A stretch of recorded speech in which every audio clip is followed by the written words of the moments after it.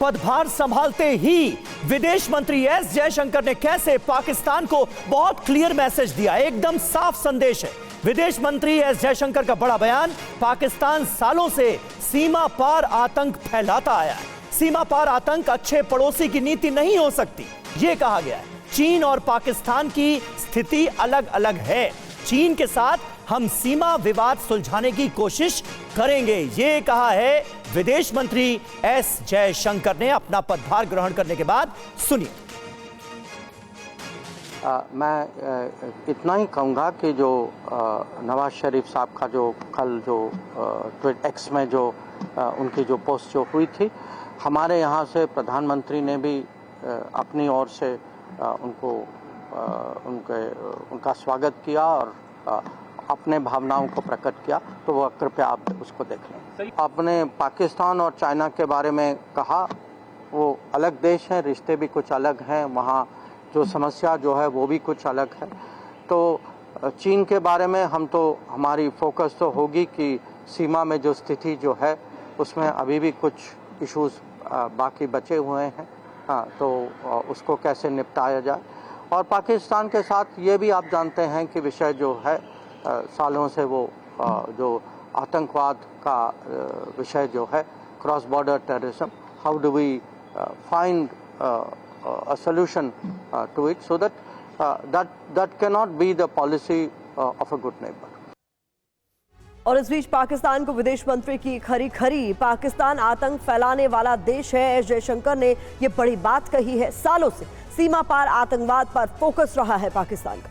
पड़ोसी की नीति आतंक वाली नहीं हो सकती, ये भी दो टूक कह दिया गया है। चीन पाकिस्तान अलग अलग देश हैं और ऐसे में आतंकवाद का हल निकालना हमारी प्राथमिकता है, इस पर भी जोर दिया गया। तो देखिए, पाकिस्तान के लिए मैसेज बिल्कुल क्लियर है, बहुत साफ संदेश विदेश मंत्री एस जयशंकर की तरफ से दिया गया है। मोदी के मेहमान न्योता नहीं, किस तरह से भड़का पाकिस्तान।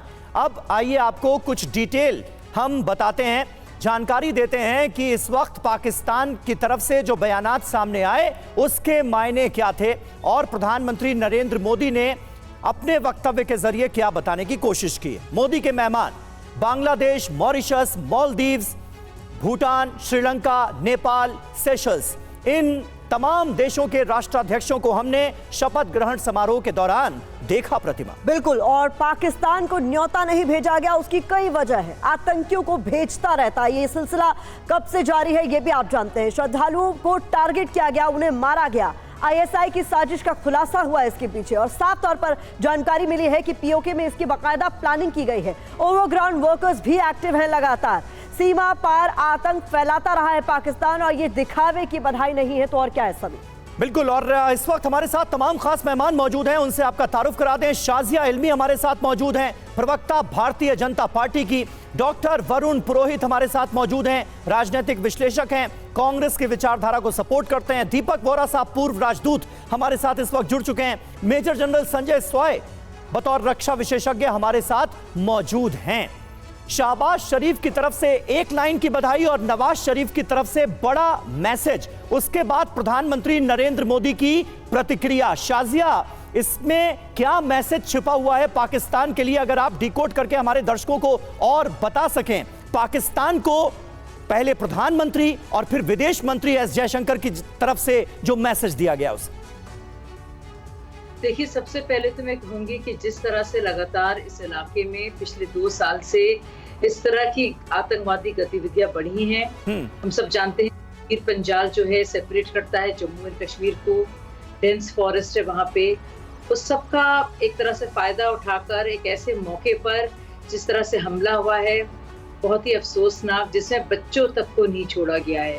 सोचिए, 2 साल का एक बच्चा भी मारा गया है और जिस तरह से वो किया गया है कि पहले बस ड्राइवर ने भी कोशिश की बचाने की और मरते मरते उसने लोगों को बचाया है, सोचिए आप। लेकिन उसके बावजूद आप देखिए, आगे बढ़िए आप, तो आप देखेंगे कि इस पर सीधे तौर पर लश्कर ए तौयबा का हाथ है, पूरी तरह से वो प्रिंट नजर आती है ना। इस जगह पे वो जो ऑपरेशन है उसका जो पूरा स्केल है वो बढ़ रहा है और ये बहुत ही ग्रेव कंसर्न का मैटर है, बहुत ही फिक्र की बात है। 11 उसमें टुकड़ियां अभी भी लगी हुई हैं और सीधे तौर पर गृह मंत्री ने, प्रधानमंत्री ने, एलजी साहब ने और जयशंकर जी ने कह दिया है कि ये पड़ोसी का हक पड़ोसी निभाता है। इस तरह से एक्सपोर्ट करके नहीं टेररिज्म को या आतंकवाद कर तो ये दहशतगर्दी के कैंप्स, इस तरह से मासूमों को टारगेट करना और अपनी खिसियाहट और जो उनकी हालत पाकिस्तान में है उसका ठीकरा भारत के मासूमों पर फोड़ना कतई बर्दाश्त नहीं किया जाएगा। ये डिकोडेड है, ये बिल्कुल साफ तौर से कहा गया है और मुझे लगता है अब ये इसको और बर्दाश्त करने की ना तो क्षमता या कुव्वत या बर्दाश्त का मादा पूरी तरह और वो से साफ तौर पर डॉक्टर एस जयशंकर के बयान में झलक भी रहा है। दीपक वोरा सर, कुल मिलाकर जिस तरीके से एस जयशंकर ने अपनी बात साफ तौर पर कह दी है, ये कहते हुए कि जिस तरीके से आतंक फैलाया जा रहा है वो अच्छे पड़ोसी की नीति हो ही नहीं सकती। ऐसे में शुरुआत कर दी है उस मैसेज के साथ जिसमें कोई कंफ्यूजन पाकिस्तान को होना नहीं चाहिए कि जब तक शांति नहीं होगी तब तक बातचीत नहीं होगी।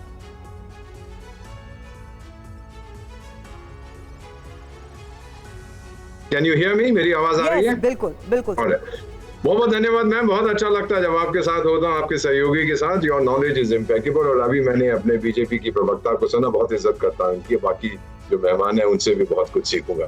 फर्स्ट थिंग, पाकिस्तान की सच्चाई क्या है? 3 चीजें। उसकी आइडियोलॉजी है आतंक, उसका धर्म है आतंक, उसका वर्तमान है आतंक। इसके अलावा और कोई चौथी चीज नहीं है उस देश के बारे में। तो जो मैसेज किया है पीएम साहब ने, साफ बोला है कि मेरे लोगों की सुरक्षा सबसे अहम चीज है मेरे लिए। डॉक्टर एस जयशंकर ने भी यही कहा है कि आतंक को बंद करो। मैम, हमने तो अपनी पोजीशन स्पष्ट कर दी है, लेकिन एक चीज मैं आपसे कहना चाहता हूँ, करोड़ों लोग आपका कार्यक्रम देख रहे हैं।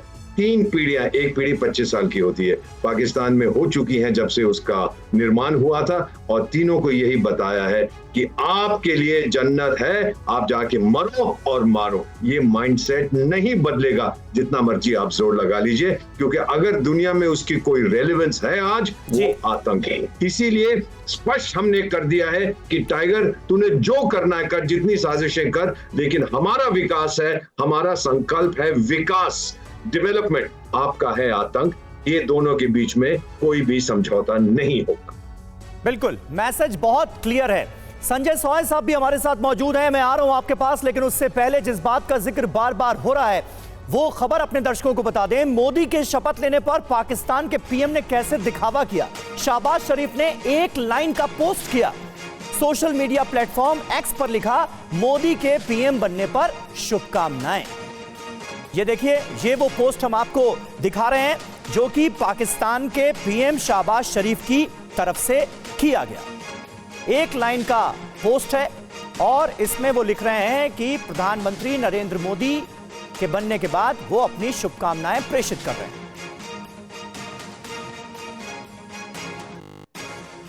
तो श्रद्धालुओं की हत्या कराने वाले पाकिस्तान की पोल खोलने वाली 3 तस्वीरें अब आपके सामने हम रखने जा रहे हैं।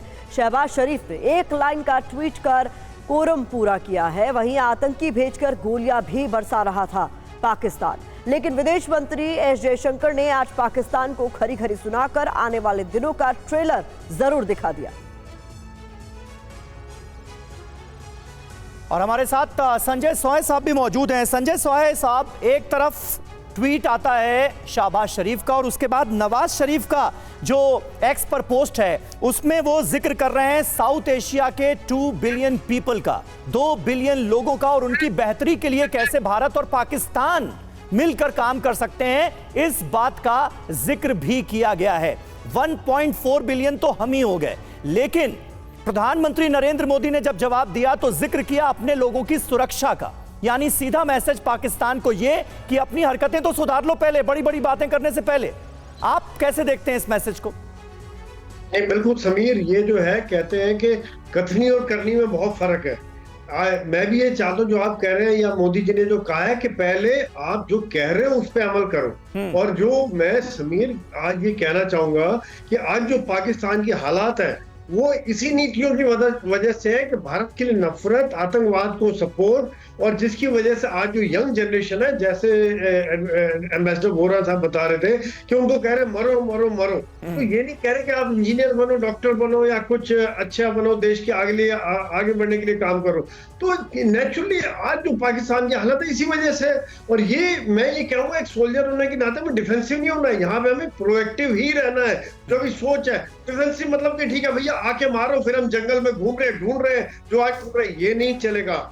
यहाँ पे जहां पे उनकी जड़ है उस पे चोट करना और जरूरी है। पहले भी हमने 2-3 बार उनको बता दिया है, जतला दिया है, और यही पॉलिसी रखनी पड़ेगी, यही एक इलाज है। और कोई इलाज ही नहीं आतंकवाद का कि प्रोएक्टिव रहो, ठोको, जहां से जड़ है उसको वही खत्म करो। नहीं तो आतंकवाद तो बेचारे तीर्थयात्री ने गोली चला दी, उनके पास क्या डिफेंस है? वाकई इस तरह तो कोई चला सकता है। तो ये बात नहीं है, ये बात वाकई में समीर कहीं ना कहीं ये चीज को दोबारा से इस चीज को ताकत है हमारे पास, कर सकते हैं और ये करना पड़ेगा समीर। बिल्कुल। डॉक्टर वरुण, आपका मैं रुख करना चाहूंगी। कुल मिलाकर सरकार की जो रुख रहा है पाकिस्तान के खिलाफ, जिस तरीके से वो आतंक फैला रहा है, उस पर लगातार ये रुख साफ करते आए हैं सरकार के तमाम नेता मंत्री कि पाकिस्तान के साथ बातचीत तब तक संभव नहीं है जब तक वो आतंक पर रोक नहीं लगाता। प्रतिमा जी, समीर जी, आजादी के बाद से जितनी भी सरकारें आई उनका रुख ऐसा ही रहा है पाकिस्तान के प्रति। लेकिन पाकिस्तान का रुख तो जैसे दीपक बोरा जी ने, सबने, जनरल साहब ने बताया, वही रहेगा। वो तो उसका उद्भव भी इसीलिए हुआ है, भारत को परेशान करने के लिए। अंग्रेज काट के गए थे उसको। जब तक जैसे इंदिरा गांधी जी ने 2 टुकड़े किए, जब तक इसके टुकड़े नहीं करे जाएंगे या विभाजन रद्द नहीं किया जाएगा, तो आप कितनी सर्जिकल स्ट्राइक करें, पर युद्ध लड़े, उससे नहीं होगा। लेकिन जियो पॉलिटिकल, जियो इकोनॉमिक, दोनों चीजें, कंडीशंस आपको डिस्कस करनी पड़ेंगी। क्योंकि चाइना इस समय पूरा हाथ रख रखा है पाकिस्तान के ऊपर। तो आपको चाइना से, मैंने कई बार अपनी डिबेट्स में भी कहा, आपने जो इकोनॉमिक इम्बैलेंस चाइना के साथ, व्यापारिक जो आप असंतुलन कर रखा है, आप चाइना को कैसे प्रेशर में लाओगे? आप उससे व्यापार करना बंद कर दो, चाइना प्रेशर में आएगा, अपने आप पाकिस्तान ठीक हो जाएगा। लेकिन इसके पहले अब नई संसद आई है हमारी, तो मैं गुजारिश करूंगा प्रधानमंत्री जी से, विपक्ष से, सबसे, कि नई संसद में आप सबसे पहले पाकिस्तान पे डिस्कशन करें, एक होकर के एक ऐसा प्रस्ताव पारित करें जिससे पाकिस्तान के नेताओं का दिल दहल जाए। जो मिलिट्री आर्मी जो उसको संभालती है, जो ISI उसको संभालती है, आपने कहा शहबाज शरीफ, उसके तो हाथ में कुछ नहीं, तो कठपुतली है आर्मी के, ISI के, और तो सब कठपुतली बनते चाहते हैं, जब हटा देते हैं, जब किसी को बैठा देते हैं। तो ऐसा मैसेज जाना चाहिए जिससे दिल दहल जाए पाकिस्तान का। और हम ऐसी तैयारी करें इंदिरा गांधी जी जैसे, सारा देश एक होकर के, सारे विपक्ष, सारे दल, सर्वदलीय बैठक बुलाइए उस पर, और उसको मैं से नहीं, हमसे देश को चलाना होगा। और सबसे पहले चाइना को आपको कंट्रोल करना होगा, जब जाके आप पाकिस्तान को सबक सिखा सकोगे। आपका व्यापारिक असंतुलन जो हो रहा है चाइना से, उससे वो अपने ऊपर हावी होता जा रहा है भारत के ऊपर। ऐसा क्या जरूरी है आपको व्यापार करना? जरूरी को रोटी थोड़ी खिलाता चाइना आपको। आप बंद कर दीजिए व्यापार उससे। कभी कैसा इलेक्ट्रिक सामान, कोई चिप या कोई चीज नहीं चाहिए हमको भाई, आप बंद कर दीजिए चाइना से तुरंत प्रभाव से। जैसे आप बंद करोगे 6 महीने में चाइना के घुटने टेकेगा। बिल्कुल, आप ये महत्वपूर्ण बात कह रहे हैं कि जहां तक विदेश नीति का सवाल है देश की, उस पर सब एकजुट हैं और सब कोई ये चाहता है कि चीन और पाकिस्तान जैसे मुल्कों को सबक सिखाया जाए। खास करके पाकिस्तान से जो आतंकवाद फैलाया जा रहा है उसका जड़ से खात्मा हो, ये हर किसी की मंशा है। और देखिए हम ऐसा क्यों कर रहे हैं, पाकिस्तान का नाम ताजा हमले में किस तरह सामने आया है, अब ये बताने जा रहे हैं आपको। रियासी हमले पर जांच एजेंसियों के हवाले से बहुत बड़ी खबर आई। 3 महीने पहले POK के खाईगल में रची गई थी साजिश। 3 महीने पहले सोपोर में मारे गए 2 आतंकियों अब्दुल वहाब और सनम जफर को लेकर इकट्ठा हुए थे 300 से 400 जिहादी। जलसे में जल्द हिंदुस्तान के खिलाफ बड़ी वारदात को अंजाम देने का आह्वान किया गया था। कश्मीर में मारे गए आतंकी अब्दुल वहाब का लेटर पढ़कर युवाओं को भारत के खिलाफ जिहाद के लिए भड़काया गया, उकसाया गया। ISI के इशारे पर यह सभा बुलाई गई थी। सभा में जैश ए मोहम्मद और लश्कर तैयबा के अलावा JKLF से जुड़े चेहरे भी मौजूद थे। तो भारत के खिलाफ फिर से आतंकी साजिश क्यों, इसे भी आपके लिए जल्दी से जानकारी आपके सामने हम रखने जा रहे हैं। समझिए इस बात को, ISI अपने जिहादी तंजीमों को दोबारा खड़ा कर रहा है, इसलिए महत्वपूर्ण है आपके लिए समझना। पाकिस्तान पर FATF की तलवार दरअसल हट चुकी है, इसलिए उसके हौसले बुलंद नजर आ रहे हैं। जी हाँ, IMF चीन की मदद से आर्थिक संकट भी पाकिस्तान के लिए कम हुआ है, यह भी हकीकत है। और हरकतों से आप तो वाकिफ हैं ही। कश्मीर को फिर डिस्टर्ब करने की साजिश पर इसलिए ऐसा लगता है कि काम शुरू हो चुका है। साथ ही जम्मू कश्मीर में चुनाव को भी प्रभावित करने की कोशिश के तहत इसे देखा जा रहा है कि आने वाले दिनों में डिस्टर्बेंस क्रिएट किया जाएगा। बालाकोट एयर स्ट्राइक के बाद से ट्रेनिंग कैंप बंद थे, लेकिन एक बार फिर से ये एक्टिविटी बढ़ती हुई। जी हां, आईएसआई ने पीओके और दूसरी जगहों पर बंद किए आतंकी कैंप, लेकिन अब जो जानकारियां सामने आ रही हैं उसके मुताबिक तो यही लग रहा है शाजिया इल्मी जी कि एक बार फिर पीओके में आतंकियों के लॉन्चिंग पैड एक्टिव हो चुके हैं और हर मुमकिन कोशिश की जा रही है जम्मू कश्मीर में एक बार फिर डिस्टर्बेंस फैलाने के लिए। ये कितना बड़ा चैलेंज है पाकिस्तान की हरकतों पर लगाम लगाना ऐसे वक्त में जब अभी लोकसभा चुनाव हुए हैं, लोगों ने बढ़ चढ़कर पूरे प्रोसेस में हिस्सा लिया है चुनाव के, और विधानसभा चुनाव होने वाले हैं। आप बिल्कुल सही कह रहे हैं। राजौरी, पुंछ और यासी इलाके में पिछले 2 साल से ये आतंकवादी घटनाएं बढ़ी हैं। ये बहुत बड़ी फिक्र का सबब है। लेकिन आप समझिए इस बात को, हमारे प्रधानमंत्री नरेंद्र मोदी जी का होना, विदेश मंत्री जयशंकर जी का होना बहुत जरूरी है और उसकी अहमियत अलग है, क्योंकि अंतर्राष्ट्रीय पटल पर इस मामले को फ्लैग करना और बताना, ये जहनियत जो है, जो पाकिस्तान का जो अस्तित्व है, क्यों है और वो दहशतगर्दी के लिए है, ये बताना बहुत जरूरी है। आपको याद है 7 अक्टूबर को जब हमास का हमला हुआ था, पूरी दुनिया में कोहराम मचा था। वैसे ही कोहराम मचाने की, खलबली मचाने की जरूरत है, बताने की जरूरत है कि क्या पाकिस्तान का अस्तित्व का क्या मतलब है। सिर्फ और सिर्फ दहशतगर्दी को अंजाम देना, और मुझे लगता है इस वजह से भी बहुत जरूरी है कि एक स्थिर और स्टेबल और सॉलिड और एक भारी और मजबूत सरकार हो, और ऐसा हमारा फॉरेन मिनिस्टर हो जैसे जयशंकर जी हैं, जो इस बात को लेकर दुनिया भर में अलग अलग तरीकों से फोरम में और पटल में जो असलियत है पाकिस्तान की, वो बाकायदा बयान करेंगे और दिखाएंगे दुनिया को कि किस तरह से भारत रिसीविंग एंड पर है। लेकिन अब अंत बिल्कुल करीब है, क्योंकि अब कोई बर्दाश्त नहीं करने वाला। बिल्कुल दीपक वोरा सर, पाकिस्तान में नवाज शरीफ की पार्टी की सत्ता में आने के बाद एक आस, एक उम्मीद बंधी थी कि रिश्तों में जमी बर्फ कहीं ना कहीं पिघलेगी, लेकिन इस तरीके की जो तमाम घटनाएं हैं, जिसके एग्जाम्पल्स हमारे सामने हैं कि 2 महीने में ये चौथी आतंकी घटना है पाकिस्तान स्पॉन्सर्ड, उसने इन तमाम उम्मीदों पर पानी फेर दिया। 100% मैम, जो वहाँ का सो कॉल प्रधानमंत्री है वो तो रंगीला रसोईया है रावलपिंडी का। वो तो फौज के लिए खाना बनाता है और बर्तन मांजता है। सारी फॉरेन पॉलिसी एक अकेला देश है जहाँ पे फौज डिफेंस पॉलिसी के अतिरिक्त फॉरेन पॉलिसी में भी दखल देती है। मैं क्यों बताना चाहता हूँ, जो आपके विशेषज्ञ ने सभी ये कहा कि उनको सबक सिखाने का टाइम है। आपको याद होगा कि प्राइम मिनिस्टर नरेंद्र मोदी ने कहा था कुछ साल पहले जब हमला हुआ था कि हमारा सिद्धांत है कि मारेंगे घर में घुस के। करोड़ों आपके जो लोग देख रहे हैं, याद दिलाना चाहता हूँ, 15,000 साल पहले हमने एक देश को मारा था घर में घुस के। देश का नाम था लंका और उस महाबली का नाम था भगवान श्री हनुमान। घर में घुस के मारा था, वही हमारा सिद्धांत है, फिर करेंगे मैम। बिल्कुल संजय सोय साहब, क्या आप मानते हैं, क्योंकि साफ तौर पर अब जो वीडियो सामने आया है तो महीनों पुराना, लेकिन उसमें साजिशें कैसे रची जा रही हैं, कैसे हिंदुस्तान के खिलाफ भड़काया जा रहा है, कैसे जम्मू कश्मीर में डिस्टर्बेंस पैदा करने की कोशिश की जा रही है, ये बिल्कुल साफ हो चुका है।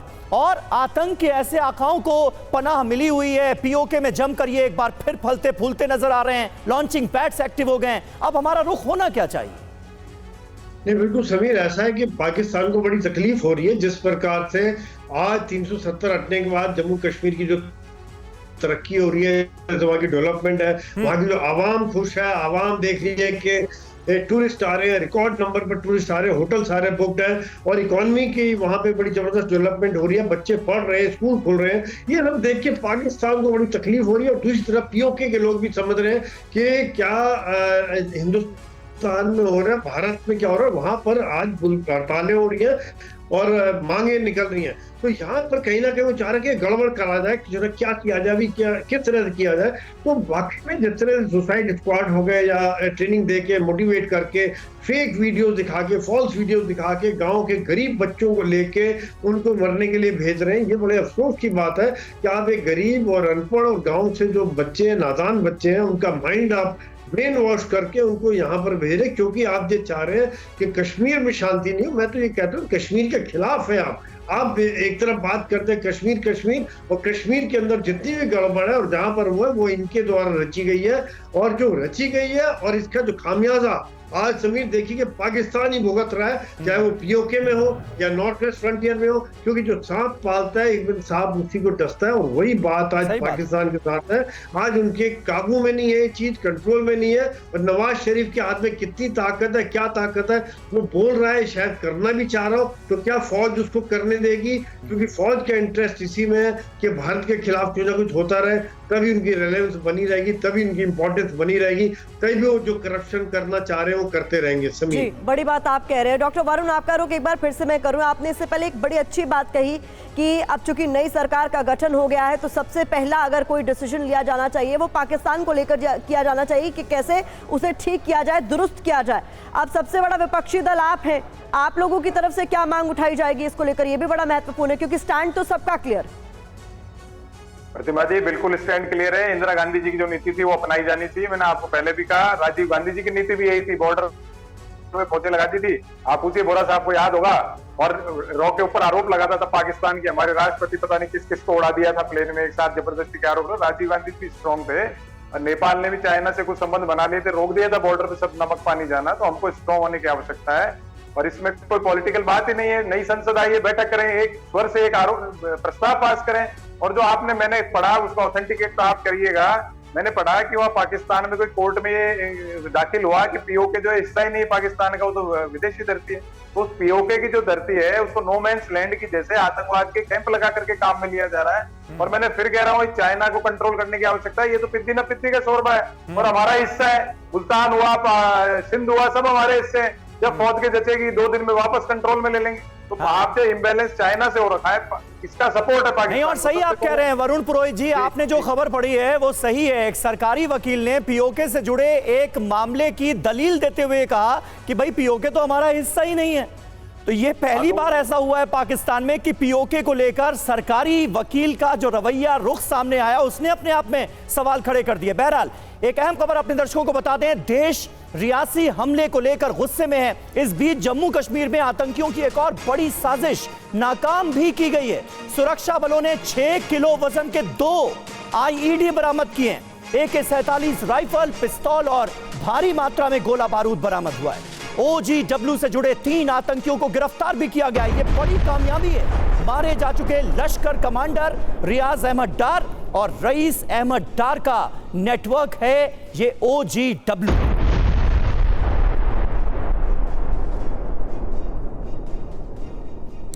और हमारे साथ संजय स्वाय साहब भी मौजूद हैं। स्वाय साहब, देखिए, एक तरफ लगातार एक्शन हो रहा है, आतंकियों का बड़े पैमाने पर सफाया हो रहा है साल दर साल। एक बड़ी बात जो निकलकर सामने आई है, जो लोकल सपोर्ट इन आतंकियों को, पाकिस्तानी आतंकियों को, विदेशी आतंकियों को मिलता था, उसमें भी भारी कमी आई है। वो सपोर्ट अब हासिल नहीं हो रहा है आर्टिकल 370 हटाए जाने के बाद खास तौर पर। लेकिन उसके बावजूद भी ये हर मुमकिन कोशिश कर रहे हैं जम्मू कश्मीर को डिस्टर्ब करने की। इनसे मुकाबले की रणनीति क्या होनी चाहिए? आपका सजेशन क्या रहेगा? ये बिल्कुल समीर जी, जैसा कि अब सरकार नहीं बनी है, जिस प्रकार से पॉलिसी चल रही थी, आम आदमी को साथ लेके हम लोग चल रहे हैं। और आम आदमी वाकई में, जैसे आप बता रहे हैं, यही हकीकत है कि जम्मू कश्मीर के अभी ज्यादातर परसेंटेज सरकार के साथ है, क्योंकि वो समझ रहे हैं कि इसी में उनकी भलाई है। और जिस प्रकार से पहले डिस्टर्बेंसेस रहती थी, उस चीज को समझिए कि आज उनकी तरक्की शांति में, पीस में, अमन में है। और पढ़ाई हो, बच्चे आगे बढ़े, नेक्स्ट जनरेशन ठीक करे। और देखिए, पत्थरबाजी बंद हो गई है, आतंकवादी साहब, मैं आपको माफी के साथ रोक रही हूँ। दरअसल इस वक्त एक बड़ी खबर आ रही है। नीट मामले में सुप्रीम कोर्ट में सुनवाई को लेकर इस वक्त की बड़ी खबर। सुप्रीम कोर्ट ने NTA को नोटिस जारी किया है। इस वक्त की ये बड़ी खबर है। सुप्रीम कोर्ट का काउंसलिंग पर रोक से इनकार, परीक्षा की पवित्रता प्रभावित हुई। सुप्रीम कोर्ट की ये बड़ी टिप्पणी।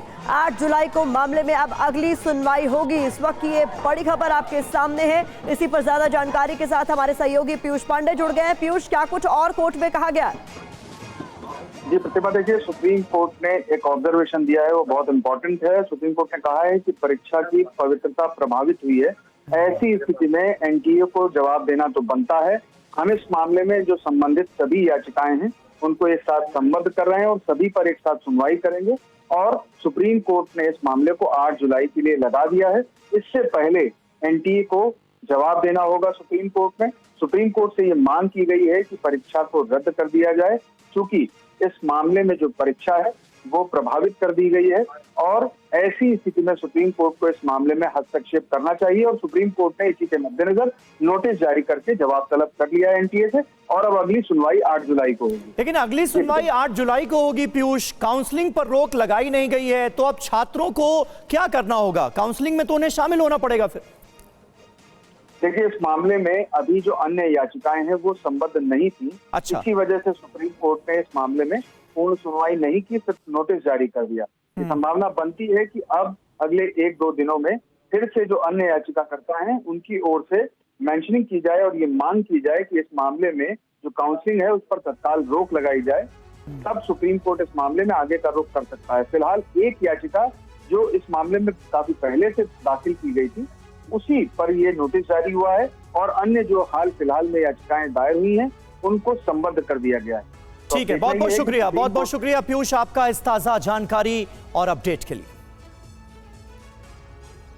और एक और अहम खबर अपने दर्शकों को बता दें, जम्मू कश्मीर के कठुआ में पाकिस्तान के खिलाफ प्रदर्शन हुए हैं।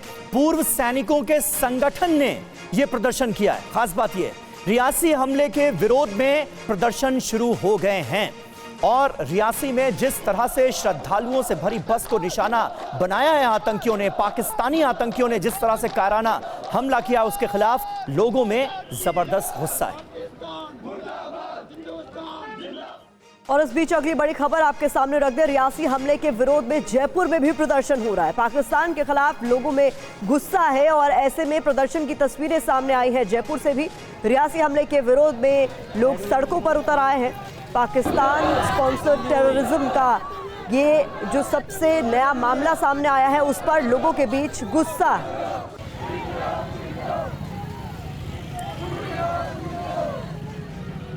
और देखिए, कई जगहों पर हमने देखा है कि पूर्व सैनिक भी इस प्रदर्शन का हिस्सा नजर आ रहे हैं। इसलिए संजय सोय साहब, मैं आपसे जानना चाहूंगा, एक तरफ देश की वो भावना जिसका जिक्र हम लगातार कर रहे हैं कि पाकिस्तान का हिसाब होना चाहिए, कम से कम ऐसा कुछ होने की एक बार फिर जरूरत महसूस हो रही है कि पाकिस्तान दोबारा ऐसे हमले करवाने से पहले 100 बार सोचे, और इसका हिसाब हुआ भी है। मोदी 2.0 में हमने देखा सर्जिकल स्ट्राइक हुई और फिर एयर स्ट्राइक भी हुई, लेकिन उसके बावजूद भी एक बार फिर वही सिलसिला शुरू करने की कोशिश है। नहीं, बिल्कुल समीर, बहुत जरूरी है और मैं ये भी मानता हूं कि क्या किया जाए। ऐसा दोनों बार ऐसा हुआ है। मैं इस चीज में बड़ा रिस्पेक्ट है मेरी सरकार के लिए और सेनाओं के लिए। मैं खुद सैनिक हूं कि पहली बार पाकिस्तान ने सोचा नहीं था कि हम सर्जिकल स्ट्राइक करेंगे, हमने सर्जिकल कर दी। अगली बार उन्होंने सोचा सर्जिकल करेंगे, हमने पहली बार एयर स्ट्राइक कर दी। तो उनकी सोच से आगे अभी फिर कोई ना कोई ऐसा एक्शन करना पड़ेगा कि जो उनको ऐसा झटका लगे, सरप्राइज हो। तो मैं कह रहा हूँ कोई जल्दी नहीं है और सोच समझ के तसल्ली से ऐसा काम हो कि पाकिस्तान को ऐसा झटका लगे कि वाकई में उनको महंगा लगने लगे कि इस तरह की अगर कार्रवाई होती है, इस तरह के आतंकवाद को सपोर्ट मिलती है, तो उनके लिए ये बहुत ही महंगा पड़ेगा, बहुत ही मुश्किल हो जाएगा। क्या इसके लिए हमें सर्जिकल टाइप का कुछ करना पड़े या साइबर टाइप कुछ करना पड़े या पीओके में? ठीक है संजय सोय साहब, वोरा साहब से भी आखिरी कमेंट ले लेते हैं। वोरा साहब, ये कड़ा फैसला लेकर कड़ा कदम उठाना पड़ेगा पाकिस्तान के खिलाफ, या फिर नवाज शरीफ से कुछ भी रत्ती भर भी उम्मीद की जाए? बिल्कुल उम्मीद ना करें और वही करें जो अभी तक हम करते रहे हैं, जिसके 3 हिस्से हैं हमारी पॉलिसी के। एमिनेंटली सक्सेसफुल, पहला पाकिस्तान का डिप्लोमेटिक आइसोलेशन, दूसरा पाकिस्तान का इकोनॉमिक स्ट्रैंगुलेशन, और तीसरा मिलिट्री पनिशमेंट। जब ये तीनों मिल जाते हैं वो बौखला जाएगा सर। बदलेगा नहीं, लेकिन उसको संदेश मिलेगा, शायद आज से 500 साल बाद अकल आ जाएगी कि मुझे ऐसा नहीं करना चाहिए। तो अलग थलग रखने की जरूरत है पाकिस्तान को, क्योंकि जब तक आतंक पर वो लगाम नहीं लगाता तब तक बातचीत संभव नहीं है। कुल मिलाकर ये बात तो बिल्कुल साफ हो गई।